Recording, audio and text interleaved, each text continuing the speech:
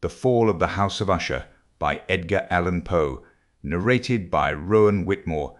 The Fall of the House of Usher. During the whole of a dull, dark, and soundless day in the autumn of the year, when the clouds hung oppressively low in the heavens, I had been passing alone, on horseback, through a singularly dreary tract of country, and at length found myself, as the shades of the evening drew on, within view of the melancholy house of Usher. I know not how it was, but, with the first glimpse of the building, a sense of insufferable gloom pervaded my spirit.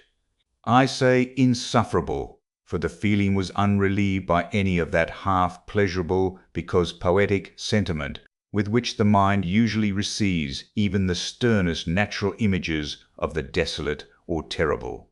I looked upon the scene before me, upon the mere house, and the simple landscape features of the domain, upon the bleak walls, upon the vacant eye-like windows, upon a few rank sedges, and upon a few white trunks of decayed trees, with an utter depression of soul which I can compare to no earthly sensation more properly than to the after-dream of the reveller upon opium, the bitter lapse into everyday life, the hideous dropping off of the veil.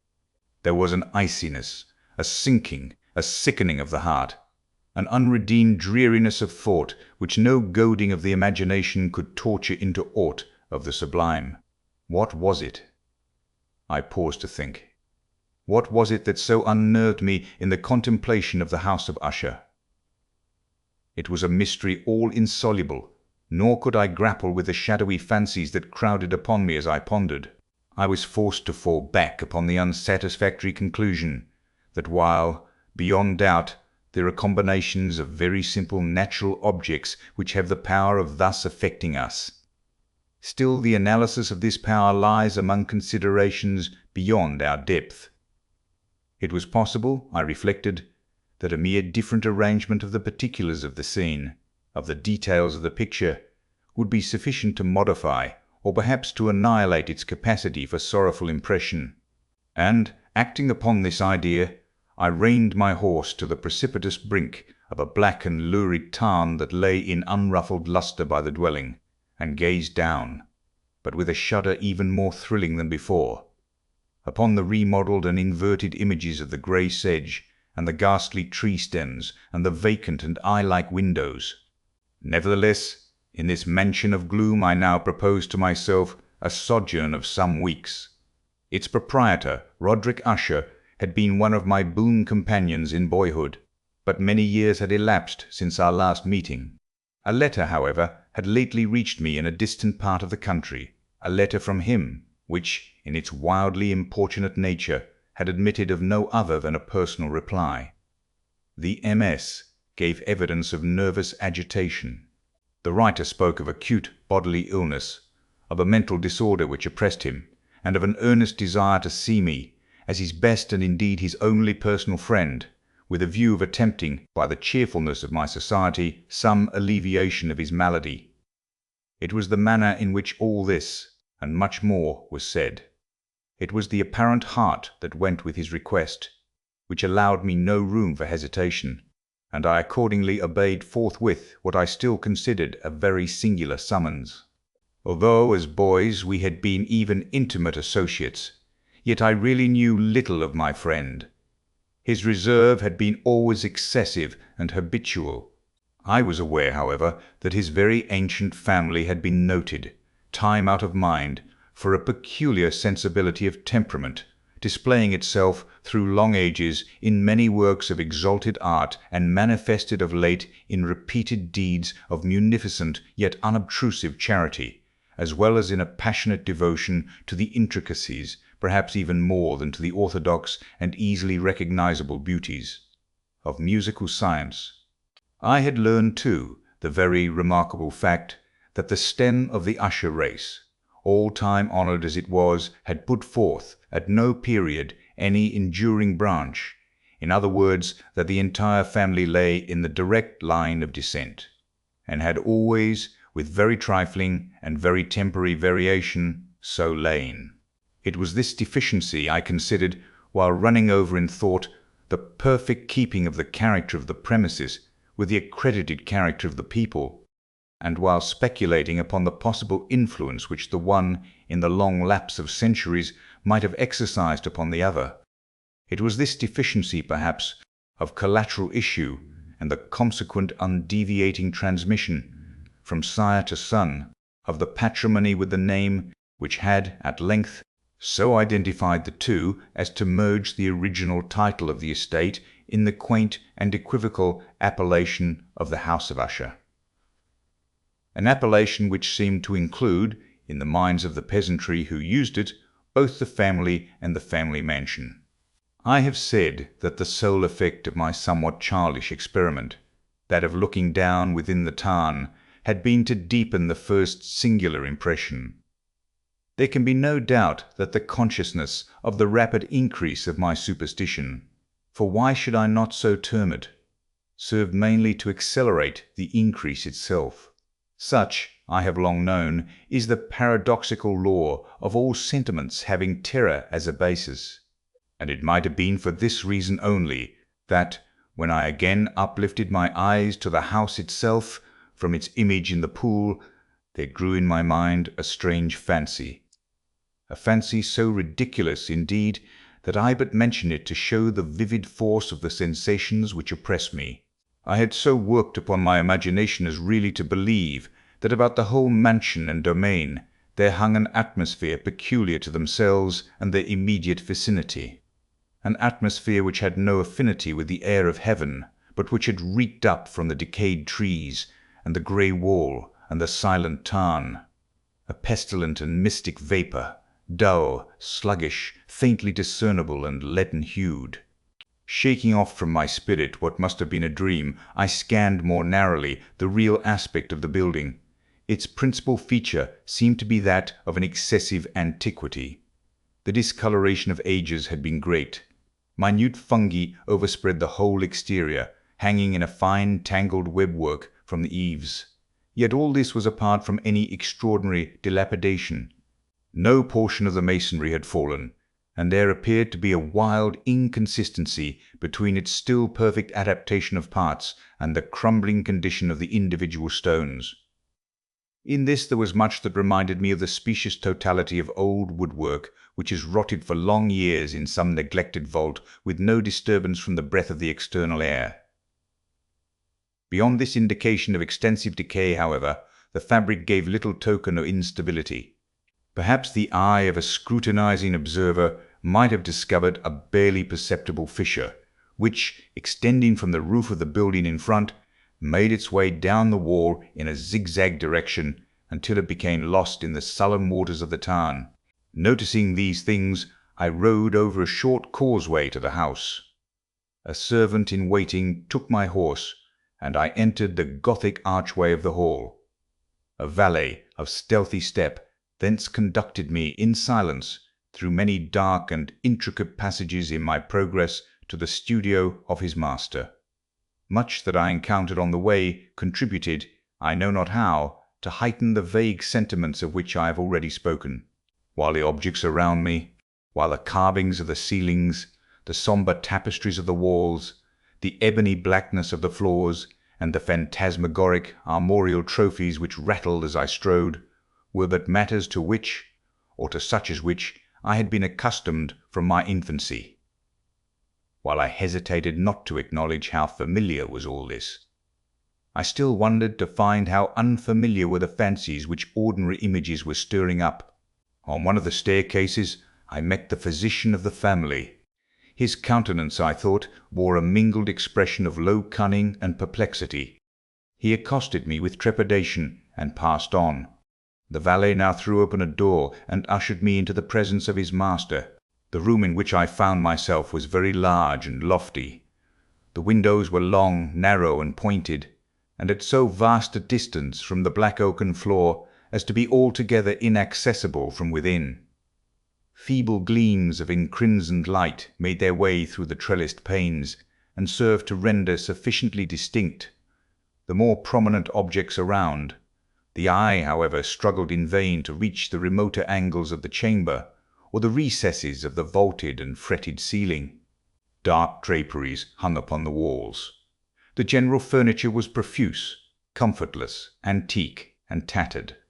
Many books and musical instruments lay scattered about, but failed to give any vitality to the scene. I felt that I breathed an atmosphere of sorrow. An air of stern, deep, and irredeemable gloom hung over and pervaded all. Upon my entrance, Usher rose from a sofa on which he had been lying at full length, and greeted me with a vivacious warmth which had much in it, I at first thought, of an overdone cordiality, of the constrained effort of the ennuyé man of the world. A glance, however, at his countenance convinced me of his perfect sincerity. We sat down, and for some moments, while he spoke not, I gazed upon him with a feeling half of pity, half of awe. Surely man had never before so terribly altered in so brief a period as had Roderick Usher. It was with difficulty that I could bring myself to admit the identity of the man being before me with the companion of my early boyhood. Yet the character of his face had been at all times remarkable. A cadaverousness of complexion, an eye large, liquid, and luminous beyond comparison, lips somewhat thin and very pallid, but of a surpassingly beautiful curve, a nose of a delicate Hebrew model, but with a breadth of nostril unusual in similar formations, a finely moulded chin, speaking, in its want of prominence, of a want of moral energy, hair of a more than web-like softness and tenuity. These features, with an inordinate expansion above the regions of the temple, made up altogether a countenance not easily to be forgotten. And now, in the mere exaggeration of the prevailing character of these features, and of the expression they were wont to convey, lay so much of change that I doubted to whom I spoke. The now ghastly pallor of the skin, and the now miraculous lustre of the eye, above all things, startled and even awed me. The silken hair, too, had been suffered to grow all unheeded, and as, in its wild gossamer texture, it floated rather than fell about the face, I could not, even with effort, connect its arabesque expression with any idea of simple humanity. In the manner of my friend, I was at once struck with an incoherence, an inconsistency, and I soon found this to arise from a series of feeble and futile struggles to overcome an habitual trepidancy, an excessive nervous agitation. For something of this nature I had indeed been prepared, no less by his letter than by reminiscences of certain boyish traits, and by conclusions deduced from his peculiar physical conformation and temperament. His action was alternately vivacious and sullen. His voice varied rapidly from a tremulous indecision when the animal spirits seemed utterly in abeyance to that species of energetic concision, that abrupt, weighty, unhurried, and hollow-sounding enunciation, that leaden, self-balanced, and perfectly modulated guttural utterance, which may be observed in the lost drunkard, or the irreclaimable eater of opium, during the periods of his most intense excitement.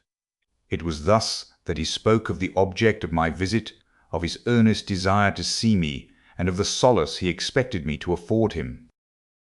He entered at some length into what he conceived to be the nature of his malady. It was, he said, a constitutional and a family evil, and one for which he despaired to find a remedy. A mere nervous affection, he immediately added, which would undoubtedly soon pass off. It displayed itself in a host of unnatural sensations. Some of these, as he detailed them, interested and bewildered me, although, perhaps, the terms and the general manner of the narration had their weight. He suffered much from a morbid acuteness of the senses. The most insipid food was alone endurable. He could wear only garments of certain texture. The odours of all flowers were oppressive. His eyes were tortured by even a faint light, and there were but peculiar sounds, and these from stringed instruments which did not inspire him with horror. To an anomalous species of terror I found him a bounden slave. "I shall perish," said he, "I must perish in this deplorable folly. Thus, and not otherwise, shall I be lost. I dread the events of the future, not in themselves, but in their results. I shudder at the thought of any, even the most trivial, incident, which may operate upon this intolerable agitation of soul.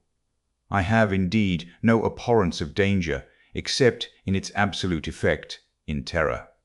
In this unnerved, in this pitiable condition, I feel that the period will sooner or later arrive when I must abandon life and reason together, in some struggle with the grim phantasm, FEAR. I learned, moreover, at intervals, and through broken and equivocal hints, another singular feature of his mental condition.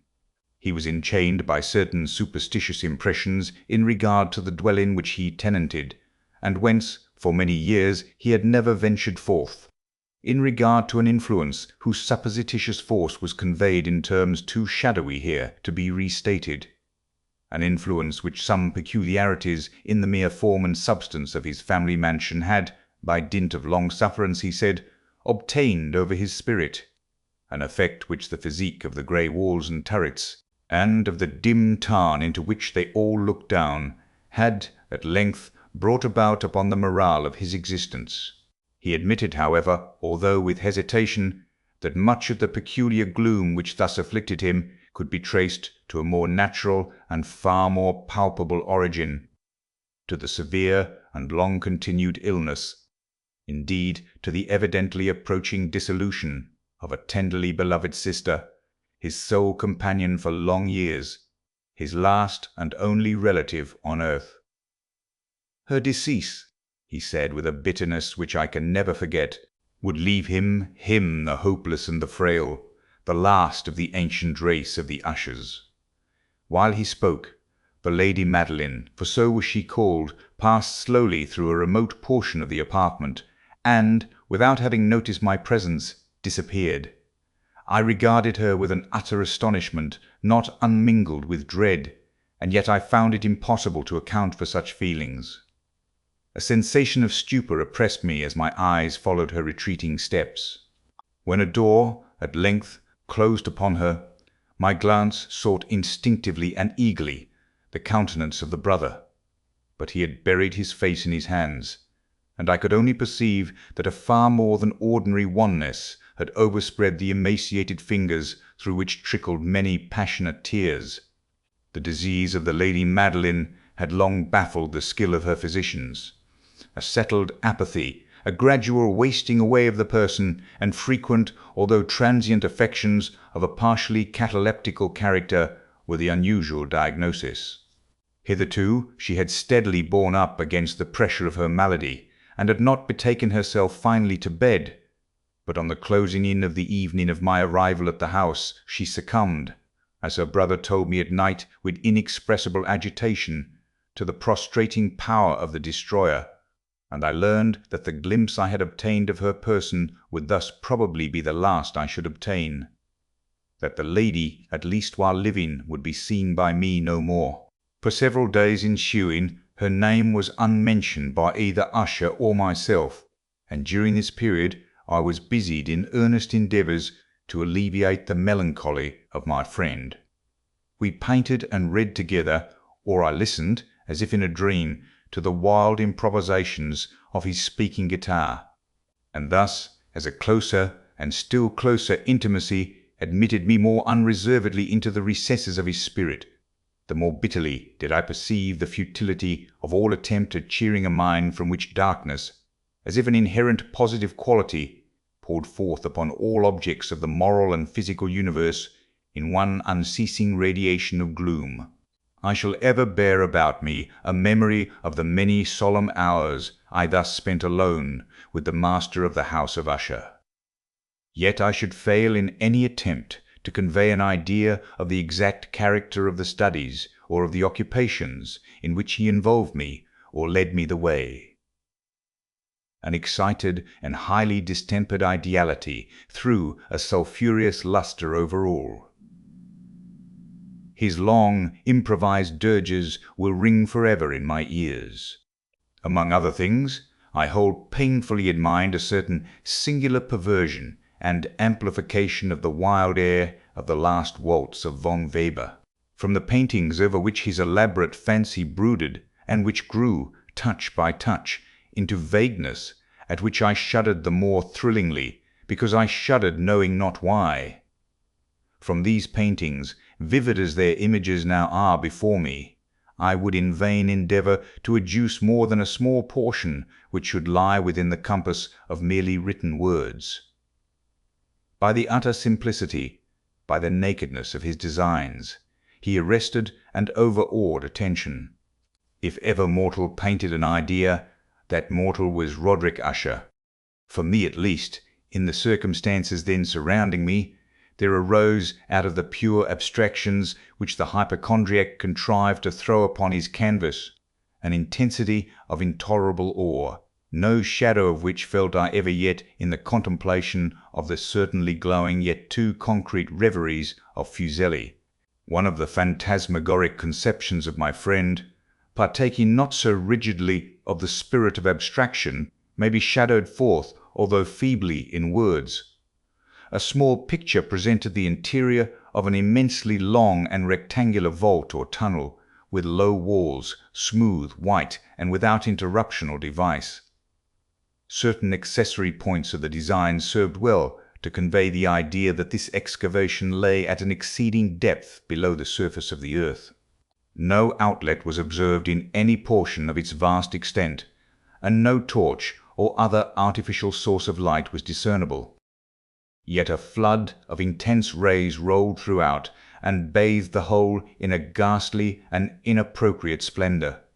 I have just spoken of that morbid condition of the auditory nerve, which rendered all music intolerable to the sufferer, with the exception of certain effects of stringed instruments. It was, perhaps, the narrow limits to which he thus confined himself upon the guitar which gave birth, in great measure, to the fantastic character of the performances. But the fervid facility of his impromptus could not be so accounted for. They must have been, and were, in the notes, as well as in the words of his wild fantasias, for he not unfrequently accompanied himself with rhymed verbal improvisations, the result of that intense mental collectedness and concentration to which I have previously alluded as observable only in particular moments of the highest artificial excitement.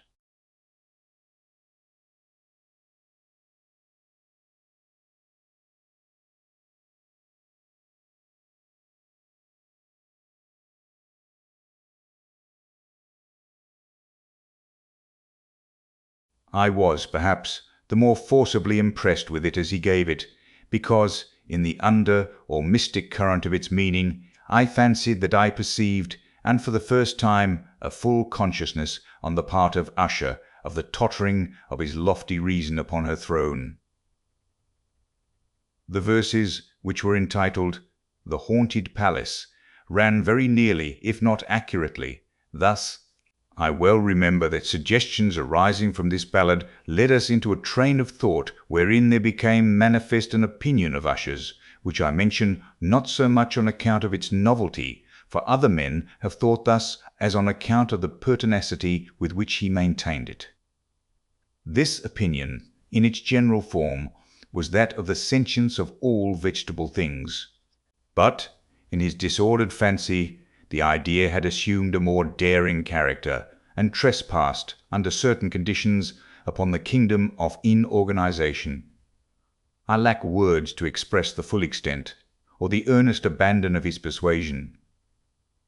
The belief, however, was connected, as I have previously hinted, with the grey stones of the home of his forefathers. The conditions of the sentience had been here, he imagined, fulfilled in the method of collocation of these stones, in the order of their arrangement, as well as in that of the many fungi which overspread them, and of the decayed trees which stood around.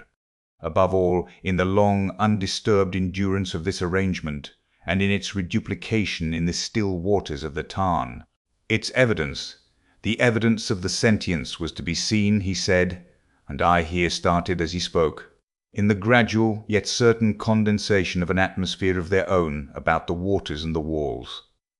The result was discoverable, he added, in that silent yet importunate and terrible influence which for centuries had moulded the destinies of his family, and which made him what I now saw him, what he was. Such opinions need no comment, and I will make none. Our books, the books which, for years, had formed no small portion of the mental existence of the invalid, were, as might be supposed, in strict keeping with this character of phantasm. We pored together over such works as the Veuve et Chartreuse of Grisset, the Belphegor of Machiavelli, the Heaven and Hell of Swedenborg, the Subterranean Voyage of Nicholas Klim by Holberg, the Chiromancy of Robert Flude, of Jean d'Indaginé, and of De la Chambre, the Journey into the Blue Distance of Tieck, and the City of the Sun of Campanella. One favourite volume was a small octavo edition of the Directorium Inquisitorium by the Dominican Emeric de Giron, and there were passages in Pomponius Mela about the old African satyrs and gipans, over which Usher would sit dreaming for hours. His chief delight, however, was found in the perusal of an exceedingly rare and curious book in quarto Gothic, the Manual of a Forgotten Church, the Vigilia Mortuorum Secundum Chorum Ecclesia Maguntina. I could not help thinking of the wild ritual of this work, and of its probable influence upon the hypochondriac, when, one evening, having informed me abruptly that the Lady Madeline was no more, he stated his intention of preserving her corpse for a fortnight previously to its final interment, in one of the numerous vaults within the main walls of the building. The worldly reason, however, assigned for this singular proceeding was one which I did not feel at liberty to dispute. The brother had been led to his resolution, so he told me, by consideration of the unusual character of the malady of the deceased, of certain obtrusive and eager inquiries on the part of her medical men, and of the remote and exposed situation of the burial ground of the family. I will not deny that when I called to mind the sinister countenance of the person whom I met upon the staircase, on the day of my arrival at the house, I had no desire to oppose what I regarded as at best but a harmless and by no means an unnatural precaution. At the request of Usher, I personally aided him in the arrangements for the temporary entombment. The body having been encoffined, we two alone bore it to its rest. The vault in which we placed it, and which had been so long unopened that our torches, half smothered in its oppressive atmosphere, gave us little opportunity for investigation, was small, damp, and entirely without means of admission for light, lying at great depth immediately beneath that portion of the building in which was my own sleeping apartment.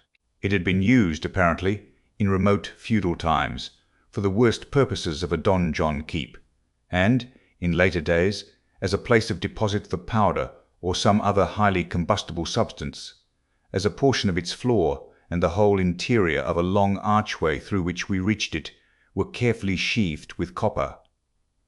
The door, of massive iron, had been also similarly protected. Its immense weight caused an unusually sharp grating sound as it moved upon its hinges. Having deposited our mournful burden upon trestles within this region of horror, we partially turned aside the yet unscrewed lid of the coffin, and looked upon the face of the tenant. A striking similitude between the brother and sister now first arrested my attention, and Usher, divining perhaps my thoughts, murmured out some few words from which I learned that the deceased and himself had been twins, and that sympathies of a scarcely intelligible nature had always existed between them. Our glances, however, rested not long upon the dead, for we could not regard her unawed. The disease which had thus entombed the lady in the maturity of youth had left, as usual in all maladies of a strictly cataleptical character, the mockery of a faint blush upon the bosom and the face, and that suspiciously lingering smile upon the lip which is so terrible in death. We replaced and screwed down the lid, and, having secured the door of iron, made our way, with toil, into the scarcely less gloomy apartments of the upper portion of the house. And now, some days of bitter grief having elapsed, an observable change came over the features of the mental disorder of my friend. His ordinary manner had vanished. His ordinary occupations were neglected or forgotten. He roamed from chamber to chamber with hurried, unequal, and objectless step. The pallor of his countenance had assumed, if possible, a more ghastly hue, but the luminousness of his eye had utterly gone out. The once occasional huskiness of his tone was heard no more, and a tremulous quaver, as if of extreme terror, habitually characterized his utterance. There were times, indeed, when I thought his unceasingly agitated mind was laboring with some oppressive secret, to divulge which he struggled for the necessary courage.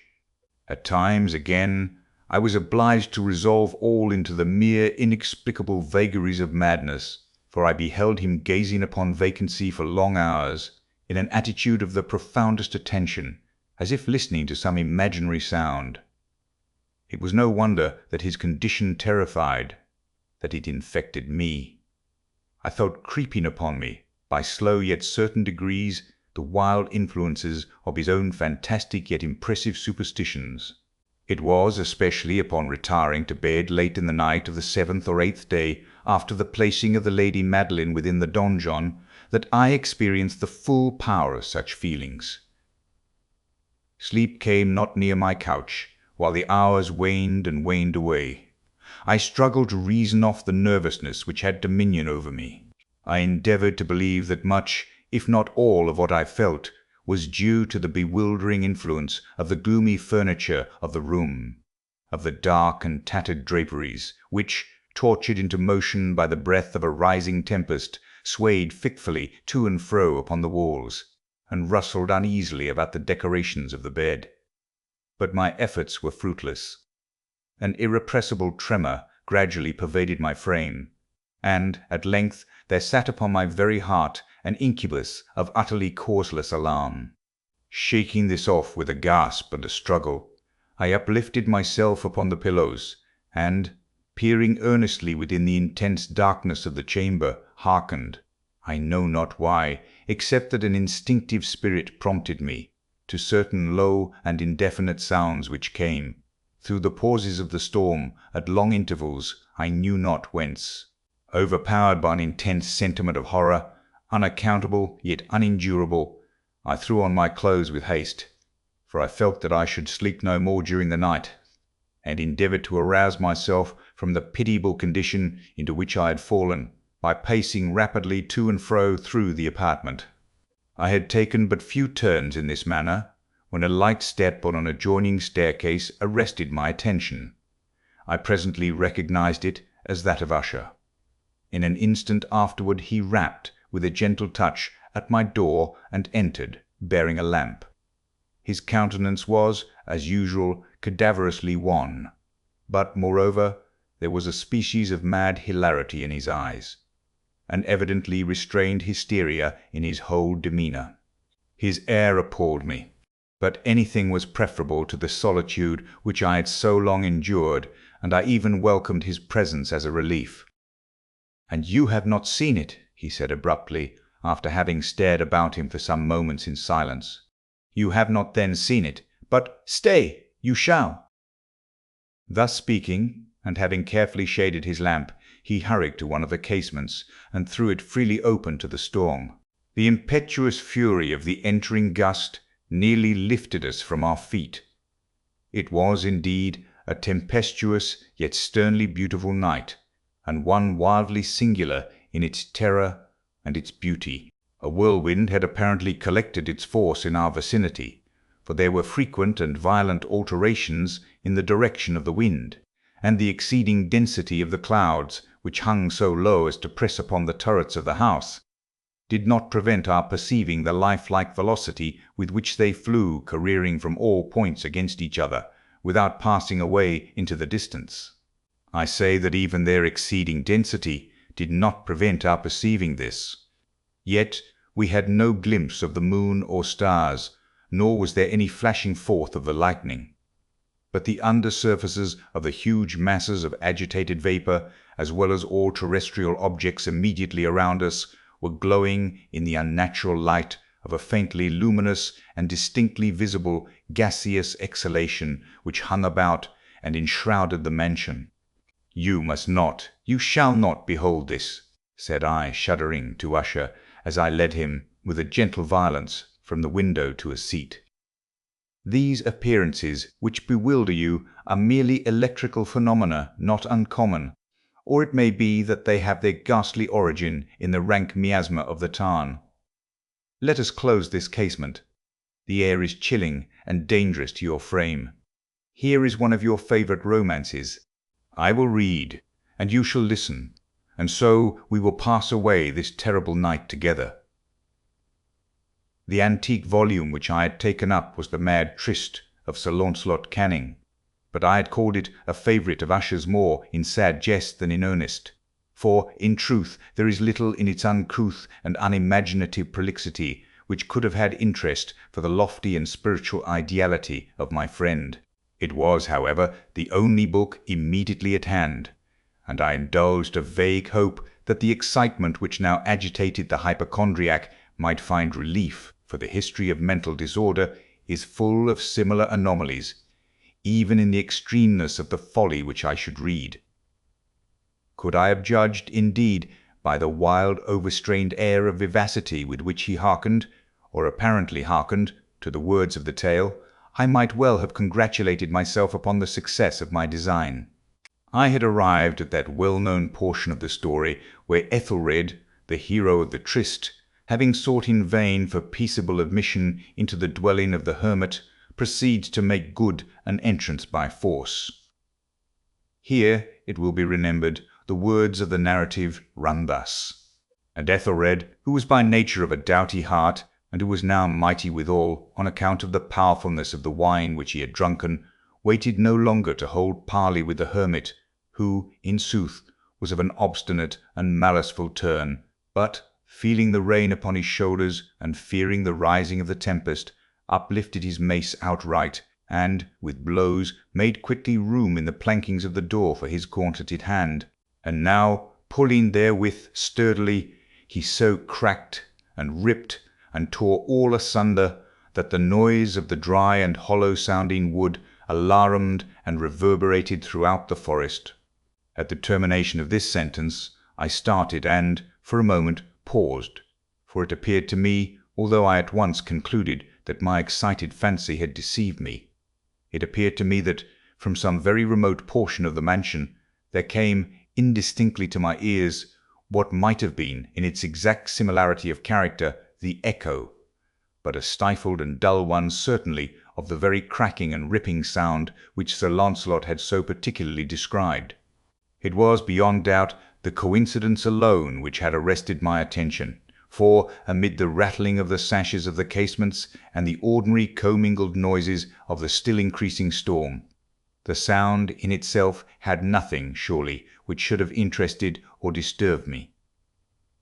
I continued the story, but the good champion Ethelred, now entering within the door, was sore enraged and amazed to perceive no signal of the maliceful hermit, but, in the stead thereof, a dragon of a scaly and prodigious demeanour, and of a fiery tongue, which sat in guard before a palace of gold, with a floor of silver, and upon the wall there hung a shield of shining brass, with this legend enwritten.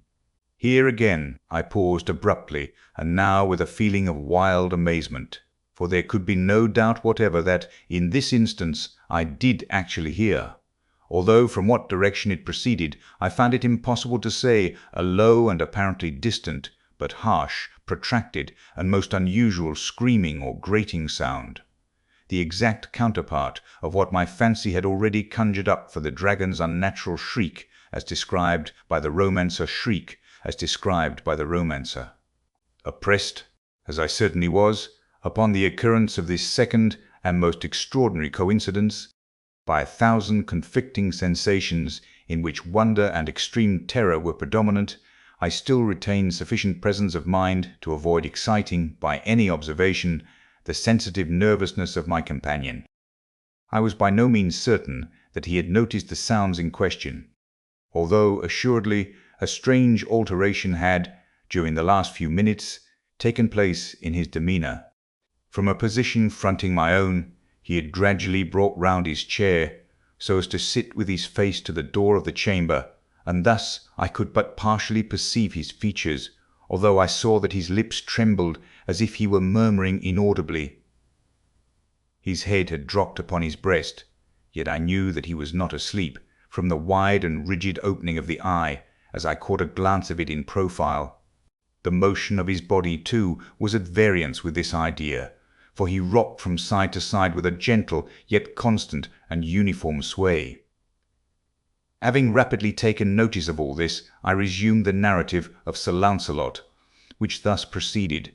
And now the champion, having escaped from the terrible fury of the dragon, bethinking himself of the brazen shield, and of the breaking up of the enchantment which was upon it, removed the carcass from out of the way before him, and approached valorously over the silver pavement of the castle, to where the shield was upon the wall, which in sooth tarried not for his full coming, but fell down at his feet upon the silver floor with a mighty great and terrible ringing sound. No sooner had these syllables passed my lips, than, as if a shield of brass had indeed, at the moment, fallen heavily upon a floor of silver, I became aware of a distinct, hollow, metallic, and clangorous, yet apparently muffled, reverberation. Completely unnerved, I leaped to my feet, but the measured rocking movement of Usher was undisturbed. I rushed to the chair in which he sat. His eyes were bent fixedly before him, and throughout his whole countenance there reigned a stony rigidity. But, as I placed my hand upon his shoulder, there came a strong shudder over his whole person, a sickly smile quivered about his lips, and I saw that he spoke in a low, hurried, and gibbering murmur, as if unconscious of my presence. Bending closely over him, I at length drank in the hideous import of his words. Not hear it! Yes, I hear it, and have heard it. Long, long, long, many minutes, many hours, many days have I heard it, yet I dared not. Oh, pity me, miserable wretch that I am! I dared not speak. We have put her living in the tomb. Said I not that my senses were acute? I now tell you that I heard her first feeble movements in the hollow coffin. I heard them many, many days ago, yet I dared not speak. And now tonight, Ethelred, ha, ha, the breaking of the hermit's door, and the death cry of the dragon, and the clangor of the shield, say, rather, the rending of her coffin, and the grating of the iron hinges of her prison, and her struggles within the coppered archway of the vault. Oh, whither shall I fly? Will she not be here anon? Is she not hurrying to upbraid me for my haste? Have I not heard her footstep on the stair? Do I not distinguish that heavy and horrible beating of her heart? Madman! Here he sprang furiously to his feet, and shrieked out his syllables, as if in the effort he were giving up his soul. Madman! I tell you that she now stands without the door. As if in the superhuman energy of his utterance there had been found the potency of a spell, the huge antique panels to which the speaker pointed threw slowly back, upon the instant, their ponderous and ebony jaws. It was the work of the rushing gust. But then without those doors there did stand the lofty and enshrouded figure of the Lady Madeline of Usher. There was blood upon her white robes, and the evidence of some bitter struggle upon every portion of her emaciated frame. For a moment she remained trembling and reeling to and fro upon the threshold. Then, with a low moaning cry, fell heavily inward upon the person of her brother, and in her violent and now final death agonies bore him to the floor, a corpse, and a victim to the terrors he had anticipated. From that chamber, and from that mansion, I fled aghast. The storm was still abroad in all its wrath, as I found myself crossing the old causeway. Suddenly there shot along the path a wild light, and I turned to see whence a gleam so unusual could have issued. For the vast house and its shadows were alone behind me. The radiance was that of the full, setting, and blood-red moon, which now shone vividly through that once barely discernible fissure of which I have before spoken as extending from the roof of the building in a zigzag direction to the base. While I gazed, this fissure rapidly widened. There came a fierce breath of the whirlwind. The entire orb of the satellite burst at once upon my sight. My brain reeled as I saw the mighty walls rushing asunder. There was a long, tumultuous shouting sound like the voice of 1,000 waters, and the deep and dank tarn at my feet closed sullenly and silently over the fragments of the House of Usher. Age: Watson, Dr. Percival Spallanzani, and especially the Bishop of Llandaff. See Chemical Essays, Volume V.